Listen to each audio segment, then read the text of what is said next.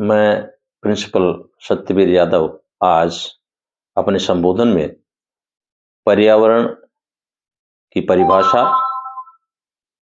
पर्यावरण के प्रकार तथा पर्यावरण के तत्वों के बारे में चर्चा करना चाहूँगा। आइए सबसे पहले हम देखते हैं कि पर्यावरण क्या है। पर्यावरण एक व्यापक विषय है जिसमें अनेक विज्ञान शामिल हैं। ये बहुत ही विशाल क्षेत्र है इसका। कुल मिलाकर के हम कहते हैं कि हमारे चारों ओर फैले हुए वातावरण को ही हम पर्यावरण कहते हैं। यहाँ संक्षिप्त रूप से हम कह सकते हैं a set of surrounding conditions which influences our daily life is called environment। दूसरे शब्दों में हम ये कह सकते हैं कि environment is the whole sum of the surrounding external conditions within which an organism, a community or an object exist। कुल मिलाकर क्या है, हमारे चारों ओर विभिन्न प्रकार का जो माहौल है, एक्सटर्नल कंडीशंस है, वो हमें प्रभावित किए बिना रह ही नहीं सकता है। उसको हम सभी तत्वों को शामिल करते हैं, वे सभी हमें प्रभावित करते हैं, उसे ही हम पर्यावरण कहते हैं। यहाँ पर्यावरण को समझाने के लिए बहुत इजीली मैं एग्जाम्पल देना चाहूँगा एक छोटे बच्चे का, जिसने जन्म लिया है अपने घर में और सबसे पहले वो अपनी माँ के पास रहता है, सिर्फ उसको अपनी माँ के बारे में जानकारी होती है। धीरे धीरे वो बड़ा होता है, फिर परिवार के सदस्यों को देखता है, उसके बारे में चारों तरफ देखता है कि ये भी मेरे हैं या कैसे। कुछ समय के बाद में समझ आता है ये मेरे अपने ही हैं। उसके बाद में धरती में चलता है तो धरती के बारे में पता चलता है, फिर जल पीता है, जल के बारे में पता चलता है। पहले सारा धीरे धीरे जब बड़ा होता है तो पूरे घर के बारे में, उसके माहौल के बारे में उसे अध्ययन करना आ जाता है कि भाई कहाँ कहाँ तक मेरा घर है, कहाँ मैं जाऊं। अगर गेट से बाहर भी निकलता है तो अंदर तुरंत आता है, क्योंकि उसे पता है कि मेरा पर्यावरण यही है। उसे कहते हैं डोमेस्टिक एनवायरनमेंट, घरेलू पर्यावरण। दूसरा, धीरे धीरे जब बड़ा होता है तो स्कूल में जाता है। स्कूल में जाता है तो बच्चों के साथ रहता है और धीरे धीरे वहाँ के बच्चे खेलते हैं, कूदते हैं, बढ़िया तरीके से रहते हैं, तो कहेंगे हमारा स्कूल का माहौल या पर्यावरण अच्छा है। यदि बच्चे स्कूल में झगड़ा करते हैं तो कहते हैं हमारे स्कूल का माहौल अच्छा नहीं है, ये पर्यावरण ही कहलाता है। फिर बड़ा होकर के कॉलेज में आता है, कॉलेज में पढ़ाई बढ़िया होती है तो कहते हैं कॉलेज का माहौल बढ़िया है, कोई लड़ाई दंगा नहीं होता है, तो हम कहते हैं कॉलेज का माहौल बहुत शांत है, पढ़ने के लिए बहुत ही अच्छा माहौल है। इसी प्रकार से जब धीरे धीरे वो बढ़ता है तो समाज के अंदर भी जाता है, अपने आसपास के गली मोहल्लों में रहता है, तो वहां पर अगर पड़ोसी झगड़ा करता है तो कहते हैं कि जिस पड़ोस में मैं रहता हूं उसका सराउंडिंग कंडीशन बहुत खराब है, यानी माहौल खराब है, तो वो हमारा उसे कहते हैं एनवायरमेंट।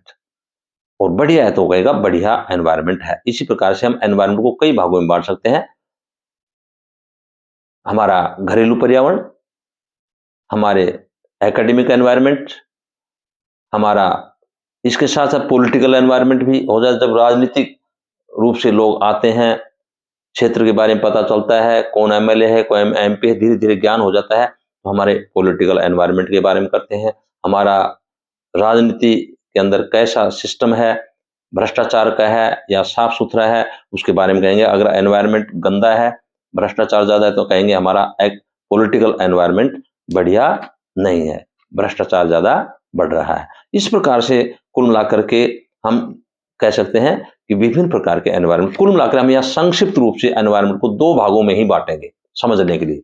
अब यहाँ दो भाग हो गए, एक तो है प्राकृतिक पर्यावरण, एक है सांस्कृतिक पर्यावरण, दूसरा है सांस्कृतिक पर्यावरण। प्राकृतिक पर्यावरण वह पर्यावरण है जो प्रकृति द्वारा प्रदान किया गया है। अब यहाँ संक्षिप्त रूप से हम इसको बताएंगे। प्राकृतिक पर्यावरण हमारे प्रकृति ने क्या कह दी है, स्थलमंडल, जलमंडल, वायुमंडल और जैवमंडल, ये सारे क्या कहलाते हैं, प्राकृतिक पर्यावरण के हैं। तत्व हैं। इसके अलावा दूसरा है हमारा सांस्कृतिक पर्यावरण। सांस्कृतिक पर्यावरण वह पर्यावरण होता है जिसमें मैन मेड पर्यावरण होता है, जो मानव उसको निर्मित करता है।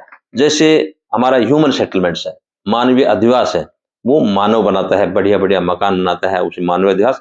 और इसके अलावा सड़कें, रेलवे लाइन्स, विभिन्न प्रकार के मोटर कार, वाहन, ये सब मानव बनाता है। अच्छे अच्छे स्कूल कॉलेजेस की बिल्डिंग बनाता है। ये सारे बढ़िया बढ़िया फर्नीचर, ये सारे क्या कहलाते हैं? मानवीय पर्यावरण कहलाते हैं। यानी कि हमारे बढ़िया सेटलमेंट होंगे, बढ़िया मीन्स ऑफ ट्रांसपोर्ट होंगे, आने जाने के साधन होंगे, हमारे पास कम्युनिकेशन के साधन होंगे, टेलीफोन होगा, टीवी होगा, रेडियो होगा, इंटरनेट होगा, तो हम कहेंगे हमारी बस्ती के अंदर एनवायरनमेंट हर प्रकार का बढ़िया है।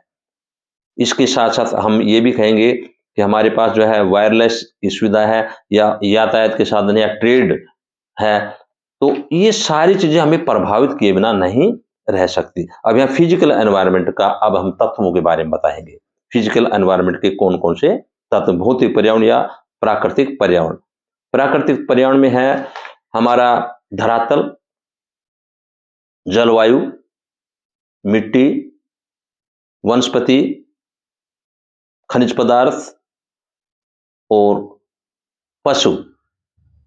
ये सारे जो है हमें प्रभावित किए बिना नहीं रह सकते। मैं यहाँ दो दो लाइनों में कहूंगा, लेक्चर तो बहुत लंबा है, ये 1 घंटे से ज्यादा का है, लेकिन मैं संक्षिप्त रूप से यहाँ पर जो है बताऊंगा। जैसे सरफेस है, सरफेस का मतलब है उच्चावच, यानी कि हमारा धरातल, पर्वत, पठार और मैदान, 3 भागों में सुविधा से बढ़ते हैं। तो आप समझ जाएंगे जिस क्षेत्र में पहाड़ हैं और जहां पर पठार हैं और मैदान है, तो मैदानी भाग के अंदर सुविधाएं ज्यादा हैं।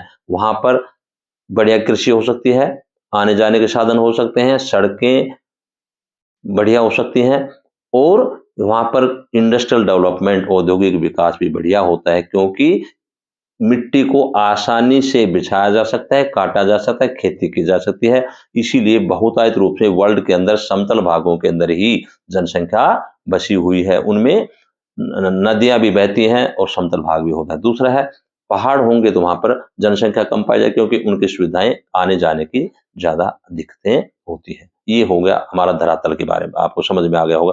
दूसरा है क्लाइमेट। क्लाइमेट को भी हम जो है 3 भागों में बांटेंगे, उष्ण कटिबंध, शीतोष्ण कटिबंध और शीत कटिबंध। उष्ण कटिबंध कितना है? 0 डिग्री से अक्षांश से 23.5 डिग्री उत्तर और दक्षिण के बीच का जो क्षेत्र है वर्ल्ड का, वो उष्ण कटिबंध। 23.5 से 66.5 डिग्री के बीच का शीतोष्ण कटिबंध, और 66.5 डिग्री से 90 डिग्री उत्तर और 90 डिग्री दक्षिण, वो शीत कटिबंध। तो आपको समझ में आ गया, बिल्कुल क्लियर है। भी ठंडे इलाके हैं, वहां पर जीवन यापन करना बहुत कठिन है और बहुत ज्यादा ठंड होती है, इसलिए वहां जनसंख्या बहुत ही कम रहती है। इसी प्रकार से उष्ण कटिबंध में भी ये होता है, बहुत ज्यादा गर्मी होती है तो लोग अच्छी तरह से काम नहीं कर पाते और नींद आने लग जाती है, और हम आलस से भी ज्यादा आते हैं।